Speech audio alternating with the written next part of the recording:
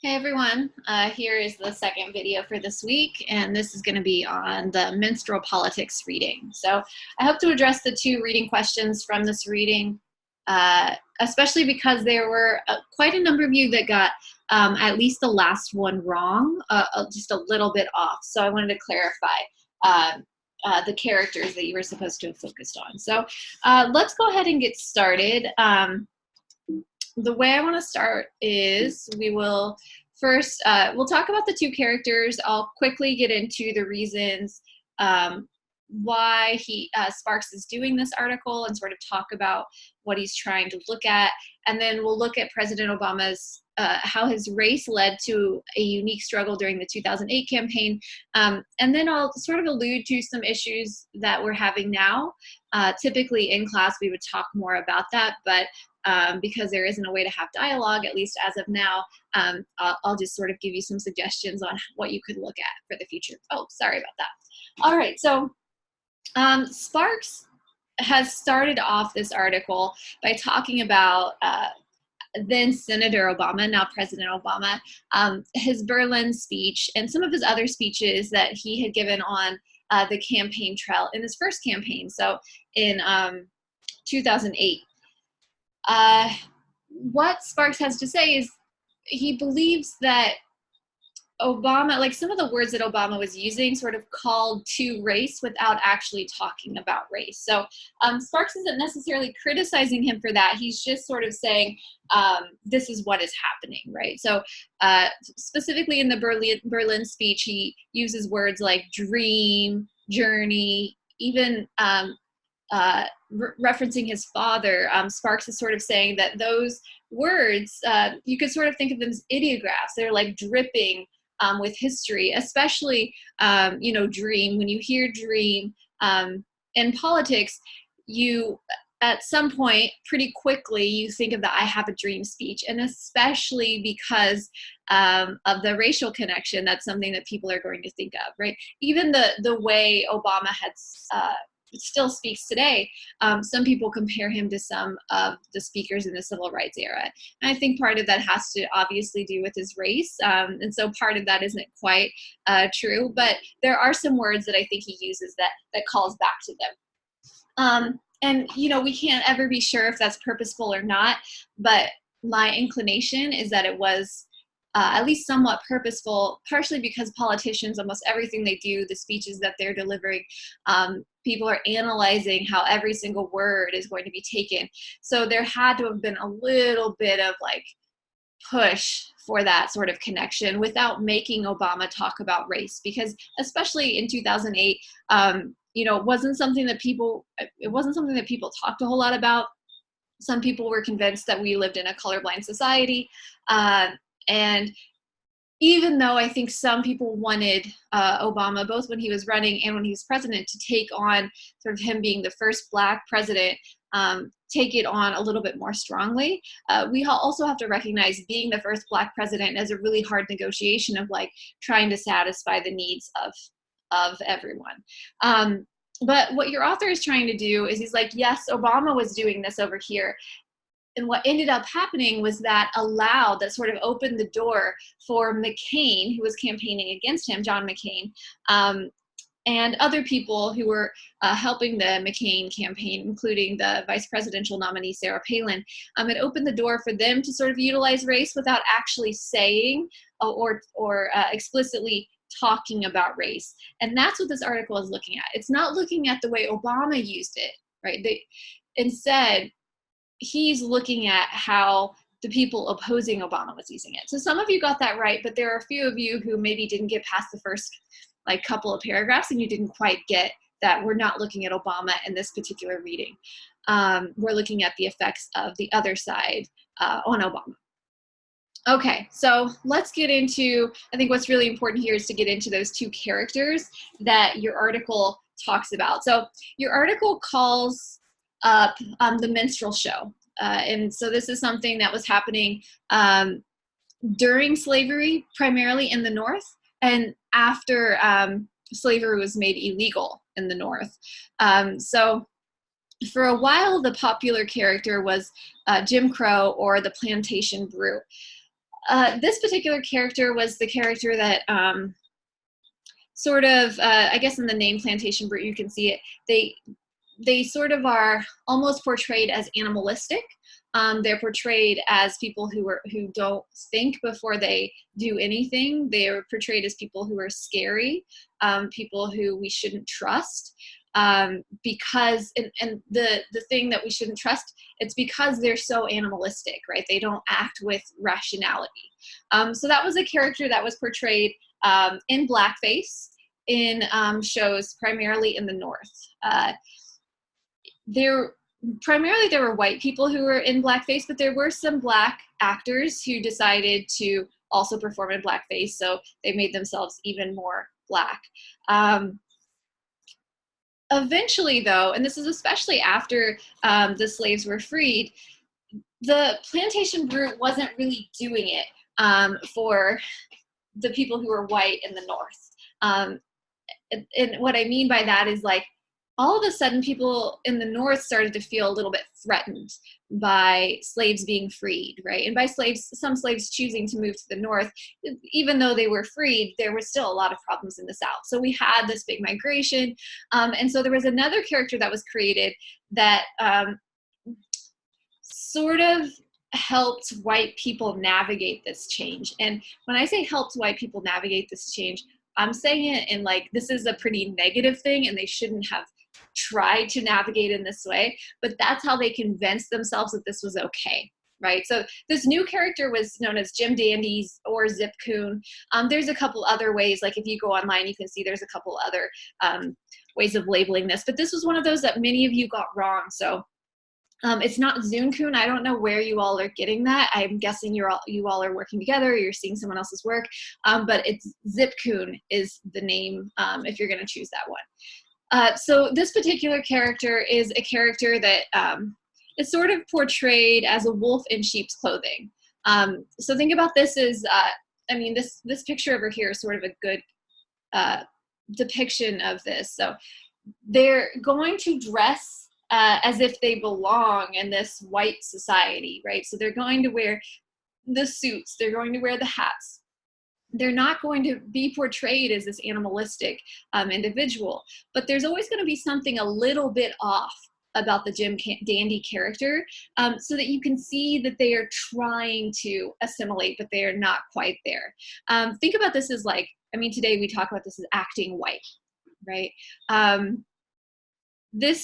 But what was happening here was that sure, in reality, there might have been some Black individuals who were trying to do this, but the performance was showing white people that no matter how hard people who were Black tried, they wouldn't quite be able to fit into this white upper middle class society. Right? They wouldn't be able to get there. And so that made white individuals be like, phew, okay, like no matter what happens, we're going to be okay. We're going to maintain this sort of this hierarchy where white people are still on top. Right? And this character, I think, was even more effective than Jim Crow because it did allow for white people to convince themselves that they were like, well, see, we're allowing for them to move up a little bit, but just not up enough because they're not as good as us. Right? And yes, all of this is like super racist and super problematic. This is one of the reasons why when people are, you know, for Halloween or something, someone's doing blackface, this is a primary reason why it is offensive, because of the history attached to these minstrel shows that were very, very racist.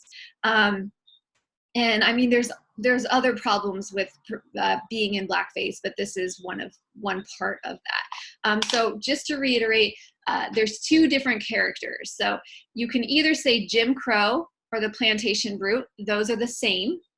Or the other character is Jim Dandy or Zip Coon. If you were to like write a paper about this or something, it's really important that you don't say the two characters are Jim Dandy and Zip Coon, because that character is the same character. So you're not actually writing about two different characters. So just make sure that you sort of understand the differences. Okay, so let's go ahead and use these characters to see what Barack Obama had to deal with in the 2008 election. So according to your article, of course, and it's not a surprise to say that Barack Obama had an uphill battle, right? As the first um, Black individual to get this far in a presidential election and then eventually win. But at this point, you know, to get this far in this election, that was already an uphill battle, right? And he had to tiptoe around the race thing, as we were talking about before. And so he didn't bring up race. And so the other side didn't explicitly bring up race. But what they did was they utilized these two characters to like call up race in people's minds. So think about this sort of like how an ideograph works, where you know, when you're alluding to the Jim Crow character, the Jim Dandy character, there's all sorts of things that people are thinking about without you actually having to say them. So, for example, the way that the plantation group came up in the election was not necessarily attached to Barack Obama. That didn't really work very well because of the way that he portrays himself as like pretty down to earth. He seems to be, I mean, I feel like even if you don't support him, he at least presents himself as a nice guy, right? For the most part.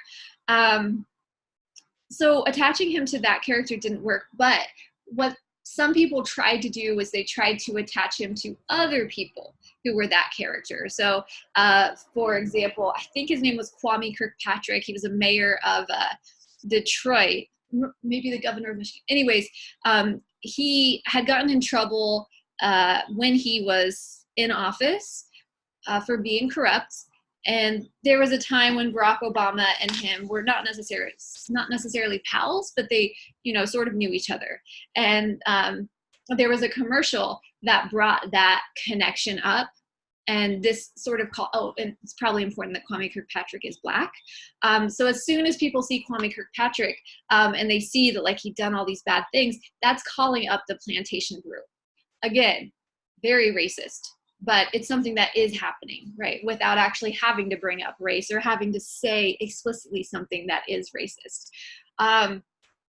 They also sort of did this when they talked about him palling around with terrorists. Although the terrorist that they were talking about wasn't actually Black, without showing the person, I think that they were banking on voters specifically, to think that he was palling around with someone that was a plantation brute. So like he's close enough for us not to be able to trust him. The text gives you some other ones, but I think what was more effective for the McCain campaign was trying to connect Barack Obama with the Jim Dandy. So in other words, this wolf in sheep's clothing, right? They tried to present Barack Obama as someone who didn't quite belong in politics or didn't quite belong in the presidential candidacy. In some of the ways they did this, like there was I think it was a Congress member from Missouri. His last name, I think, was Westmoreland or something like that. He had talked about Barack Obama as an uppity Black man. And there's already, like, using the word uppity already has this sort of racial connection. So without even thinking about the characters, you could see that connection. But calling him an uppity Black man also calls to that Jim Dandy, the person who doesn't quite belong. He's like using the words that he thinks he's supposed to use in order to make people feel like they can trust him, right? But we really know deep down he can't be trusted. Maybe he's not quite as smart, or he might end up being more brutal than we thought, right? A few other ways this is happening. They question his work ethic. So they call up things like, they bring up that he was a community organizer. And for some people, even though this is wrong, some people would understand that as like not necessarily a real job. They bring up things like welfare or like, using the system in order to call up like the fact that this individual needs something else to help them to succeed. Again, they can't just do this on their own, and that's calling up the Jim Dandy stereotype, basically. Okay, so there's a lot of other ways that this is happening, but I've tried to give you a couple of different ones. a few things that aren't in the text that we would talk more about if we were face to face. Something else that Obama had to deal with is people who were African American or Black or both, who questioned him being like responsible enough to the Black community because he didn't bring up things like race. And once he became president, he wasn't doing enough for the Black community. So if you're interested in that sort of criticism, you can look up Cornel West's criticism of Barack Obama. This is sort of the opposite of what McCain was doing. Cornel West is going right in and talking about race and saying Obama didn't do that enough. And then the other thing I want to bring up, of course, is I want you to think about how race mattered in the 2016 election. I mean, of course, with that election, gender was, especially towards the end, gender was much more important, and we'll be talking about that a little bit later in the semester. But, you know, we had a couple of people of color who were running. So I think that sort of came up.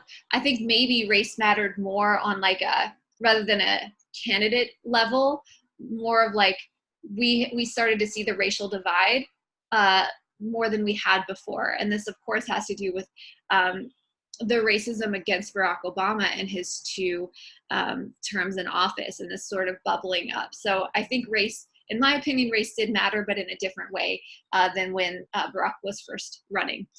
And then, of course, you should always be thinking about how this sort of stuff, Jim Crow and Jim Dandy, are coming up in this election, right? So we do have a couple of people of color running.